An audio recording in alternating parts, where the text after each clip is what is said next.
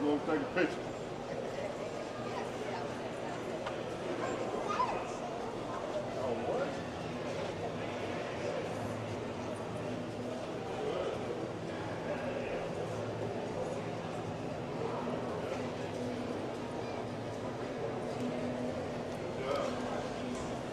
Well, howdy folks. We're over here at the 2025 Gulf Coast Big Rig Truck Show, and we're standing in front of a truck that a lot of folks love to see at shows and on the road. And we're standing with the owners of this truck, and we're going to jump right into the information. We got this information board down here, but we got the owners and folks that are going to walk us through what we're standing next to. So why don't you introduce yourselves? I'm Larry, and this is my wife, Pam Adterage. We're from Derry, Louisiana, and we've come over here just to enjoy the show. All right, just to enjoy the show, but you brought something that looks amazing. Tell us about what we have here. Thank you. This is a 1985 Ford CL9000 cabover. It's something that kind of caught our eye several years back when we were looking to buy a cabover truck, and so we bought it, and here we go. All right. Well, starting right here at the beginning in the front of the truck here, it's in great condition. Did you purchase it this way, where it looked in this condition, or tell us how you restored the truck? Well, we were looking on the internet for a cabover truck, and this one caught our eye, and so we flew up to Virginia to check it out. And when we got there, we realized just how unique the truck really was, and what immaculate condition it was kept in. And it actually came out of Manitoba, Canada. Okay. But we saw this thing, and we decided we were going to go ahead and get it and bring it home. So we dropped the money and drove it home. Okay. Now, you're partial to cabovers or what?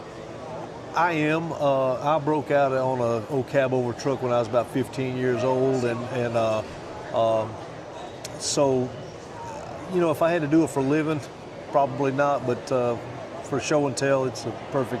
Okay. Perfect. Now, Pam, what's your take when you saw this truck? What was your thoughts about purchasing it and bringing it back home? Well, the first part was I didn't like the color, but now it's grown on me. But I was definitely interested, and I was excited for him because he's been wanting a cabover for a while. Okay.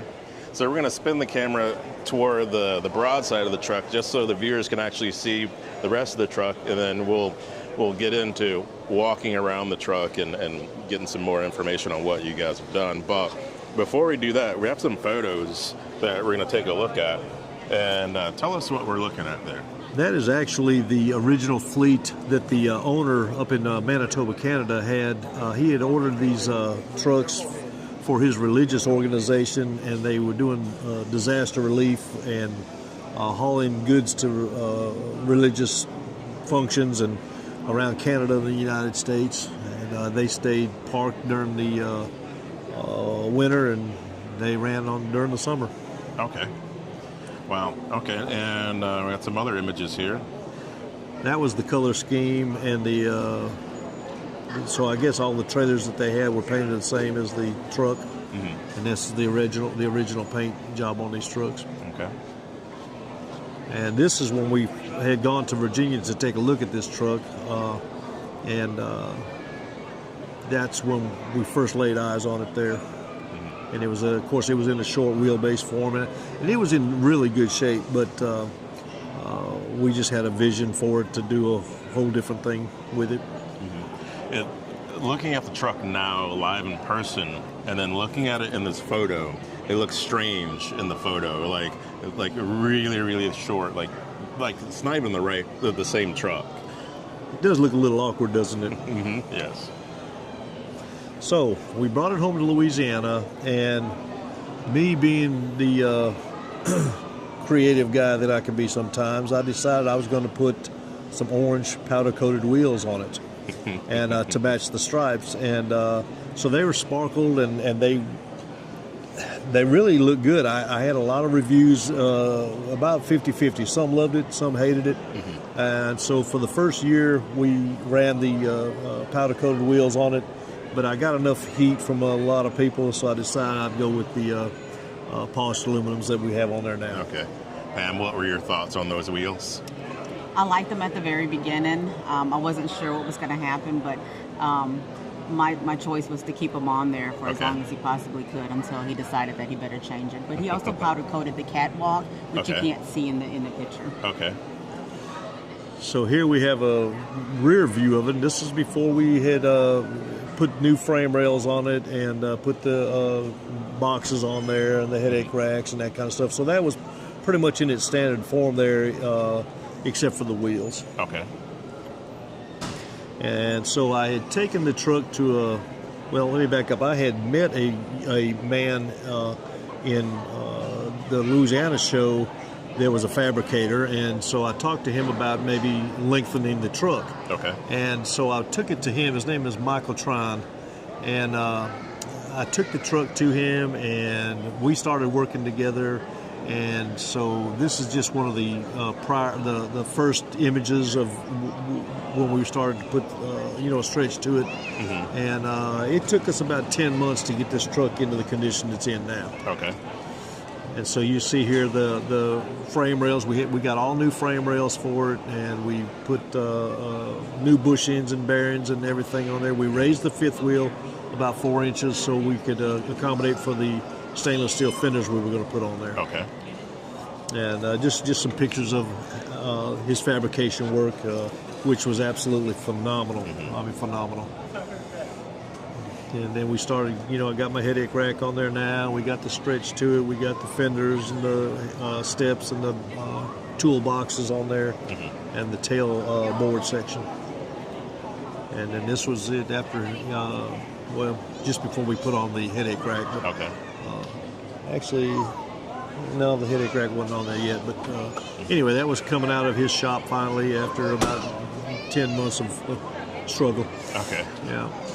Now you said 10 months of struggle. What were some of the harder parts that you guys had to deal with? Well, the challenges really were Mike. Mike is such a perfectionist at what he does that if he saw something that didn't look right, he would take it down and want to redo it. And, I kind of told him that money wasn't a huge object, but it started to become one as time went along. But we worked together on this thing, and I think we came out with a perfect image. Mm-hmm. And this is just a picture of the truck when we put it there in our Mardi Gras parades down there locally where we live. Okay. All right. Well, that's it's really cool to see the backstory on this truck, and we're going to come back out here live to the truck and everything else, and we're going to walk down the side here, and we'll get out of this lane. But as we walk down these boxes, I love these boxes. Why did you guys choose to go with this size of box here on the frame? Well, actually, I had seen a long wheelbase, I don't remember if it was a Ford or not, but it was a long wheelbase cabover, and I noticed that there was a lot of blank space in between the rear end and the cab, and I wanted to fill it in with something to make it streamlined. Mm-hmm. And so we went with the Bruner Industries headache rack and the boxes, and they're just absolutely phenomenal. And then we, believe it or not, I put an old Kenworth, a Kenworth toolbox step on the side here. Mm-hmm. I just like the style of it, and I wanted to be able to walk up on the frame without having to jump up there. And so I decided to go with that. And the stainless really seemed like a great idea until we realized that somebody had to clean it and keep it polished, and that has become a true work of art. But it's worth it to us. We enjoy rubbing on it and cleaning on it, and so we named the truck the Creole Queen after my wife, who's a Creole lady from the Cane River area of Louisiana, and so each truck's got to have a name, so I named it after her, and yes, sir. It's all working out good. Very cool. Yeah. Now, who does the polishing work on the truck? Well, me and Pam do most of it. Now, if I have to do the wheels once every couple of years or so, there's a young man over in central Louisiana that will come do it for me there at my yard. Okay. But this is strictly a show truck. We don't work this truck, so it's not too hard to keep up. Okay. So circling back, you mentioned your yard. So give us, as we walk toward the front, give us your backstory and relationship to trucking. Well, first of all, Pam and I are both in the medical field. I'm a paramedic, been in EMS for about 40 years, and she's a wound care director at our hospital. And but I started out in the trucking business at about 15 years old, and first truck I ever drove was a cabover Peterbilt, and so it inspired me to just kind of stay in it. Then of course we had a truck or two along the way, did some hauling with those, but the trucking industry kind of wasn't real good to us. We ended up having a house fire and burn our house to the ground, so we decided we were going to kind of get out of the trucking business and rebuild a house, and stayed in the medical field, and we just decided we were going to get a truck and make a hobby out of it. Okay. And that's what we did. Well, this is a fun hobby. Yes, it is. It is. It's also expensive sometimes. Right. That was going to be my next statement. Is we don't really need to talk about it. So I keep a full-time job just so he can have a hobby. Yeah. I tell you what, you're a good woman. Right. Well, I'm getting close to retirement, so she's going to have to foot the bill for for my illness. Illness. That's awesome. Because it's definitely an illness. But we both enjoy it. That's great. Right. What brand stacks are those? Those are Lincoln Chrome. Okay. They're Pam wanted me to have some big, nice turnouts on there, but I went with the flat top and the rain caps on there, kind of a nostalgia thing. But now that I look at it, I really probably should have went with the turnouts, because I think that'll look, and I may end up doing it at some point in time. Yeah. We'll see. Okay. Yeah. We'll see. When I get a few extra $1,000 to blow. Yes. Now we jump right into this video, and we did not talk about any of the engine and drivetrain. So, what does the truck have? It's a 3406B Caterpillar, 13-speed transmission. It's got a 400 horsepower in there. The reason it's a 400 B model is because it's got air-to-water cooling instead of the air-to-air. If it was air-to-air, it'd be at 4 1/4, but it's only got 470,000 miles on it. Still runs 60 psi on the motor, and it's just it's a very, very tight truck. No leaks, and it doesn't use any oil. Did you mention how many miles it has on it? 470,000. 470. Yes, sir. Okay. Those are all original miles. It hadn't been overhauled or anything. Okay. Now, with that amount of miles, you would think that you'd have some sort of, issues, or would have had to do some work. But do you think because of the previous owner and what they did with the truck that it was, worked lightly? Yeah, it was worked very lightly, I believe. And from what information I could get, I've talked to some of their past drivers before on the internet, and it seems to me like it was very lightly worked and very well taken care of. The interior is impeccable on it.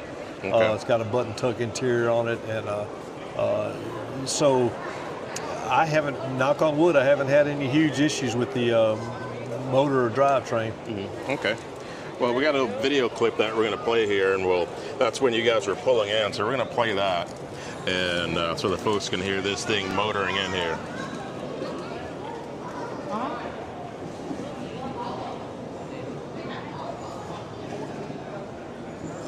Looks like a house rolling in, doesn't it?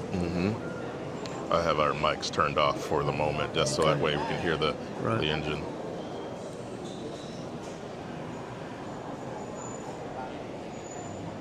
We hadn't even started cleaning and it was shiny. Right.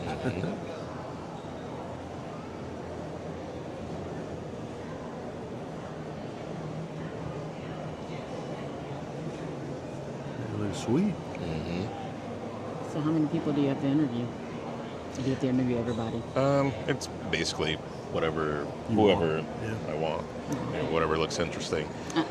A lot of people will go like, well, it's always Peterbilts or Kenworths and so forth. You don't find these Fords, that's for sure. Yes, sir. Well, you did some good photography, man. I'm telling you. Thank you. So this is going to be on YouTube, you said? Yep. It's streaming to YouTube now.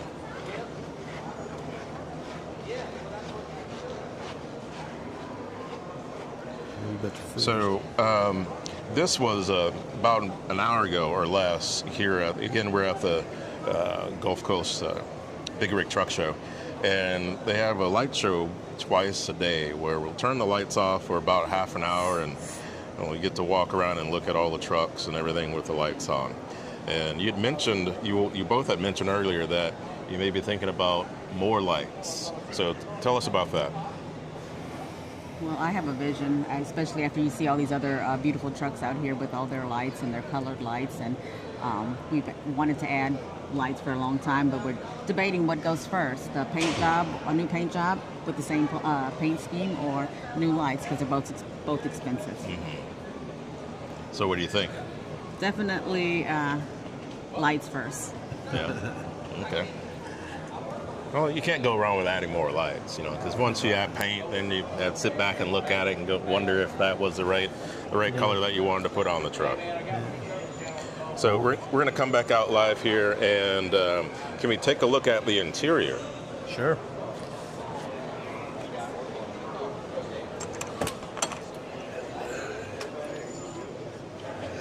If you want to climb in, that's good for me, but it's got to be ready to make the climb. I think we're just going to stick the camera up in there and spin it around. So tell us about the interior. The interior, well, back in 1985, you were able to go to the Ford Motor plant in Lexington, Kentucky, or Louisville, Kentucky, and you were able to spec out the truck the way you wanted it, and they would build it for you like that. So he had the same button tuck from the factory all the way back into the sleeper.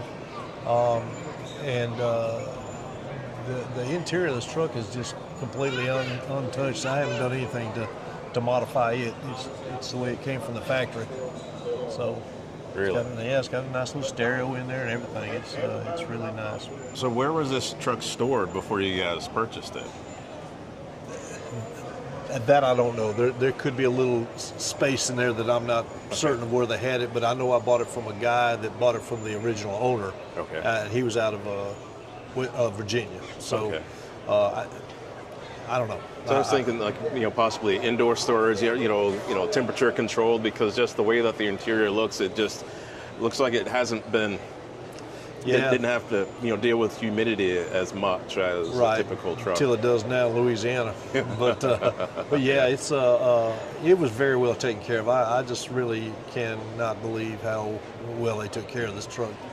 And so I'm real blessed, or we're blessed to have been able to get our hands on it. Absolutely. Well, let's walk around to the front side. All right. And as we do that, what do you guys think about the truck show here? Oh, it's nice. We're enjoying ourselves so far. Yeah. And especially the camaraderie there. Great people are here, great truckers. Everybody has a story to tell. Mm-hmm. Really enjoy being here. Yeah. Yeah, we really like coming to these things, and to us it's just about having the camaraderie with the people and fellowship and just learning what other people do in their walks of life and how they got here. That's what it means to us. Yeah. That's really it. We're always making new friends. Yeah. Very cool. Well, before we sign off here for the folks that are watching, again, this is the 10th annual Gulf Coast Big Rig Truck Show.